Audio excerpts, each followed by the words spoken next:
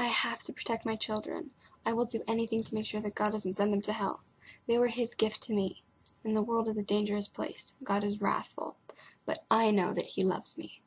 And this protects me. It costs a fair bit of money, but having this cross around my neck, I know it makes God favor me. I was chosen. My life has a purpose. I was chosen. Your life could have purpose too.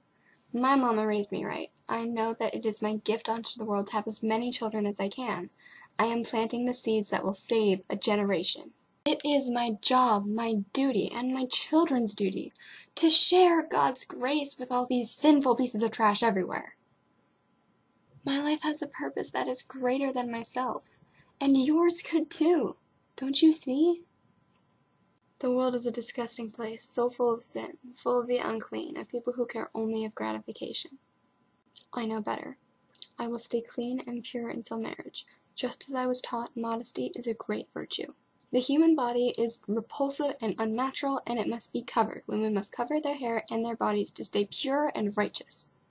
So many whores parade around shamelessly as if they shouldn't hide every part of their unclean body. I'm different. I know better. I was raised right. Wouldn't the world be a better place if everyone kept everything just a bit more hidden? Don't you see? My beliefs cause people to hate me more than almost anyone else. But I didn't have anyone to raise me to not believe in a God, so I was raised right, but still I don't believe. In fact, it was quite the opposite. Religion was central in my life because my mother was a pastor, and it was the central role that it took that caused me to really think about it. And really thinking about it caused me to realize that it didn't make sense. But this doesn't make sense either. Other people have grown up in religious households, uncorrupted, with their beliefs intact as intended, even to raise their own children to believe in an ever-present, all-loving God that is capable of genocide. I used to think I was defective. There isn't anyone I know that doesn't believe in a God. No friends at school, no teachers, and certainly no parents. I learned not to talk about it. I did at first when I was 12 and I was becoming an atheist. I tried to talk to my friends and family about it, but I quickly learned that it makes people uncomfortable and it's better to just keep your thoughts and opinions to yourself. But that's the thing, I couldn't stop thinking about it, and I haven't stopped since. At first, the realization that there was no all-loving creature that would love me no matter what I did, how bad a person I am, made the world seem like an ugly place.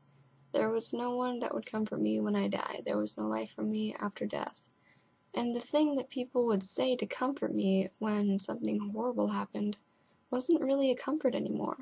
And at first that made the world seem like an even lonelier place than it already was. But after I thought about it more and started reading the thoughts and hearing the words of people I met online that didn't hate me for not believing in a God, but thought that it was a good thing, a correct thing, after getting their perspective, I realized that existence might be a good thing.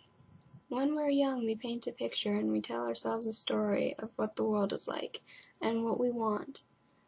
And what we value is taught to us by the people that raised us, in their words, but mostly in their actions.